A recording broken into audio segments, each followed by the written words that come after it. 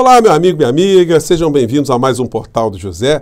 Hoje, apenas 17 dias das nossas eleições, com muita coisa importante acontecendo.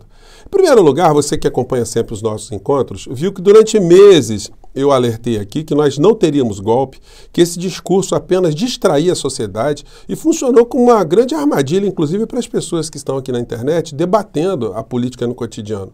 Não havia condições externas, condições internas, condições econômicas, institucionais, não havia grupos poderosos apoiando uma ruptura institucional, enfim, as Forças Armadas, em sua totalidade, também não apoiam esse tipo de aventura, esse tipo de absurdo, os meios de comunicação também não.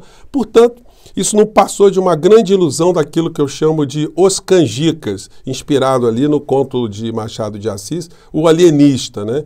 E eu disse a vocês que passado 7 de setembro nós encontraríamos o nosso país na mais perfeita normalidade. Não está totalmente perfeito porque nós temos um presidente da República que é uma criatura absolutamente imperfeita, que associa ao seu redor todo tipo de figuras também imperfeitas e, mais do que isso, pessoas sem índole, criminosos, gangsters de todas as naturezas, como, por exemplo, alguns dentro dos segmentos religiosos, como eu denunciei no nosso encontro mais cedo, que estão praticando crimes eleitorais para tentar ludibriar não só os fiéis, mas os cidadãos de uma maneira geral. Temos fatos que não são possíveis mais de serem escondidos e o povo brasileiro vai ser obrigado, em algum momento, a refletir sobre alguns dados muito importantes.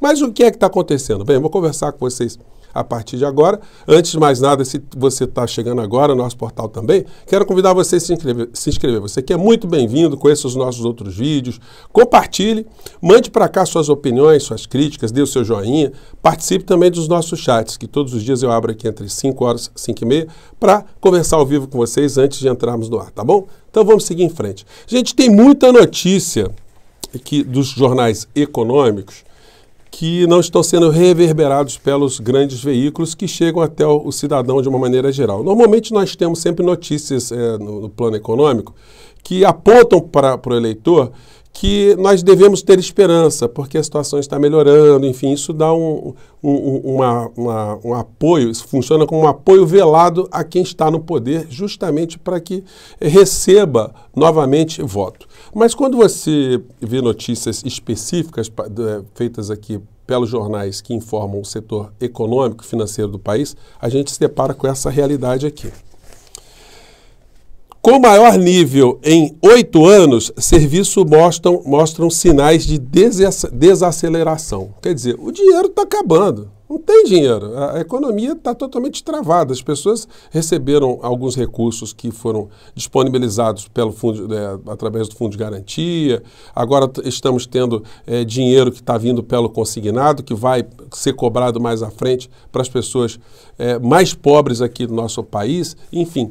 Todo mundo está se virando aqui no Brasil, a mão de obra informal cresceu de uma forma assustadora, nós não temos um impulsionamento da indústria no nosso país, o dinheiro do Estado brasileiro está sendo cada vez mais carreado para o setor financeiro, para os amigos de Paulo Guedes, e nós não temos nenhum tipo de projeto de investimentos no nosso país. Sem investimentos, sem o Estado ser o indutor, a gente fica apenas refém do setor privado. E o setor privado não vai investir no nosso país para melhorar a nação. O setor privado só investe para ter lucro. Se o mercado aqui no nosso país ele está muito capenga, de fato a gente não tem grandes perspectivas sem um governo que seja indutor do desenvolvimento aqui no nosso país. E o resultado é isso aqui, ó. A gente vai vendo a fome graçando para cima e para baixo. A matéria nos diz: a ameaça da fome em 37,8% dos lares com crianças, há falta de alimentos e dias sem comida no prato. Ontem o Jornal Nacional fez uma matéria muito branda sobre isso, mas eles não responsabilizam o governo federal. O governo federal é como se fosse uma entidade inexistente. Os problemas acontecem, a pandemia acontece no nosso país, acontece porque é um problema que tinha que acontecer. A violência acontece porque tinha que acontecer. A fome acontece porque tinha que acontecer. Todas as catástrofes acontecem porque de alguma maneira tinham que acontecer. Nós não temos nenhum governo para cuidar disso. E na medida que eles não expõem esse tipo de reflexão crítica para o cidadão de uma maneira geral, o governo Bolsonaro continua a ter algum tipo de viabilidade focado, fundamentado exclusivamente nas mentiras, na fraude, na corrupção, na montanha de dinheiro que está indo para mãos dos políticos do Centrão associados a Bolsonaro. Diga-se de passagem, né? Os deputados ladrões, como diria o sumido general Heleno, que também está com o bolso cheio de dinheiro, né? Os generais que foram ali se unir a Bolsonaro com essa ideia de que estavam defendendo alguma coisa para a pátria, quando a gente vê de fato que eles estão defendendo são os seus soldos, né? Pois bem, e olha que nós temos aqui no Rio de Janeiro até o Pazuello que é candidato, né? Vamos ver o que vai acontecer, se o povo do Rio de Janeiro vai prestar essa situação aterradora para o país em dar votos para o Pazuello para se eleger deputado federal. Pois bem, e a gente vê notícias que não podem ser mais escondidas. Proposta do orçamento de 2023 prevê redução de 95% dos recursos do programa Casa Verde e Amarela. Repasses do governo fomentam construção de moradias para a população mais vulnerável. Especialistas apontam risco de paralisação das obras. Ministério da Economia diz contar com sensibilidade do Congresso. Realmente o Congresso é muito sensível, sobretudo quando está diante do Paulo Guedes, que é uma pessoa muito humana, né? Só que ele bota o dinheiro dele todo em paraíso fiscal. E o Paulo Guedes enriqueceu fazendo negócios com o Estado brasileiro, mamando nas tetas que ele conseguiu, de uma forma muito hábil, se conectar para ficar a figura milionária como ele é. Pois bem, vamos falar dele aqui um pouquinho. Mais situações que estão sendo reverberadas, mas ontem não foram reverberadas de uma forma suficiente para o povo brasileiro saber isso aqui. Corte no Farmácia Popular, mesmo alertado de riscos, governo Bolsonaro privilegiou orçamento secreto. Em ofício, técnicos da saúde avisaram o Ministério da Economia que a redução em recursos destinados a projetos da pasta poderia afetar programas relevantes. A área econômica, entretanto, alega que há uma ordem para não mexer nos recursos destinados ao pagamento de emendas do relator, mecanismo usado pelo presidente para garantir apoio político ao Centrão. Então, o Bolsonaro e Paulo Guedes, eles querem que o povo se exploda. Se puder dar dinheiro para os deputados ladrões para poderem vitaminar as suas bases, desviar dinheiro e se elegerem, está muito bom para todo mundo. É o conluio contra o nosso país, contra a nossa pátria, contra o cidadão comum de uma maneira geral. O editorial do Estado de São Paulo hoje está falando isso de uma forma muito clara, né? Mostrando que nem todo mundo da elite está absolutamente cego, né? Da elite econômica, elite empresarial. Tem pessoas que têm uma lucidez, elas têm um mínimo de pudor. O editorial diz: tesourada na saúde popular, corte de recursos do Farmácia Popular no orçamento de 2023 é terrível, mas não surpreende ante o histórico de desprezo de Jair Bolsonaro pela saúde dos mais necessitados. E aí a gente vai vendo as situações. No meio desse contexto todo, o Bolsonaro, tentando sempre achar uma notícia que seja boa eleitoralmente para ele, mandou essa aqui no Twitter. Com o PT, funcionários dos Correios passaram a pagar taxas mensais para cobrir o rombo nos fundos de pensão causado pelo maior esquema de corrupção de nossa história. Bom, de fato foi, no Correio, o maior esquema de corrupção envolvendo os fundos de pensão.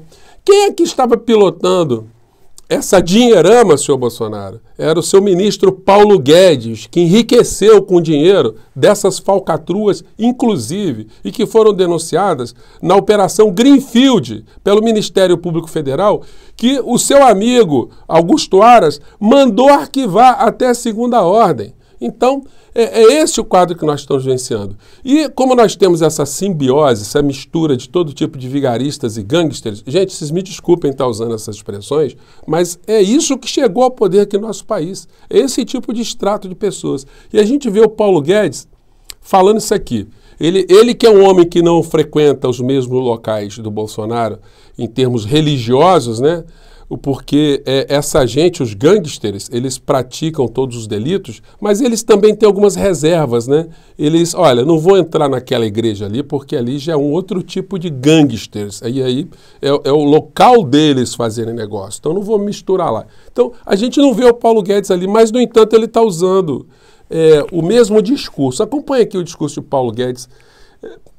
Desculpa, até engasguei aqui que falei da criatura, né? Sobre as situações envolvendo a disputa eleitoral. são os liberais, os conservadores estão juntos, porque do outro lado tem um negócio que é o capeta. É o caminho da miséria. Então você tem que juntar do lado de cá. Você tem que juntar do lado de cá para... Né? Agora é o seguinte, vocês vejam, esse governo é o governo que está implementando, como mostrei para vocês, duas normas, né, dentro do orçamento do nosso país que visam atingir pobres, que visam tornar as pessoas pobres, mais sem recursos, mais sem remédios, mais sem reajustes no salário mínimo, mais sem perspectivas, mais assaltados pelo consignado que Paulo Guedes, a proposta de Paulo Guedes, mandou para o Congresso Nacional e foi aprovado com a chancela de Bolsonaro, para que os bancos privados possam roubar o dinheiro das pessoas que estão ali na situação mais frágil da sociedade brasileira e que precisam de programas sociais, de programas assistenciais, mas que o banco agora vai ser sócio dessas pessoas, uma vez que vai emprestar uma parte, mas vai cobrar muito mais, muitas vezes mais do que emprestou para as pessoas que estão nesse estado, enfim. São esses os seres que estão comandando a política aqui do nosso país. E dentro desse bloco religioso, como nós sabemos que esse pessoal não tem ideologia, esse pessoal eles visam buscar os seus negócios, nós estamos vendo hoje uma matéria no The Intercept Brasil que o bispo Edir Macedo já escalou o time dele para ficar de olho no processo eleitoral. Ele já está soprando para um lado, soprando para o outro, porque ele está dando sinais que ele vai desembarcar com a sua igreja da campanha de Jair Bolsonaro. Como essa gente visa muito os seus negócios, eles não querem desembarcar agora, porque eles temem perder recursos agora publicitários que o governo federal destina a esses grupos empresariais, alguns grupos, inclusive, que misturam a fé com seus negócios para cima e para baixo. Gente, está acontecendo muita coisa aqui no Brasil. Como eu disse a vocês, o crime está graçando no processo eleitoral, crime esse coordenado por supostos pastores que utilizam das suas igrejas para, dentro de uma capilaridade, fazer chegar aos fiéis as maiores patifarias eleitorais que eu já vi na minha vida.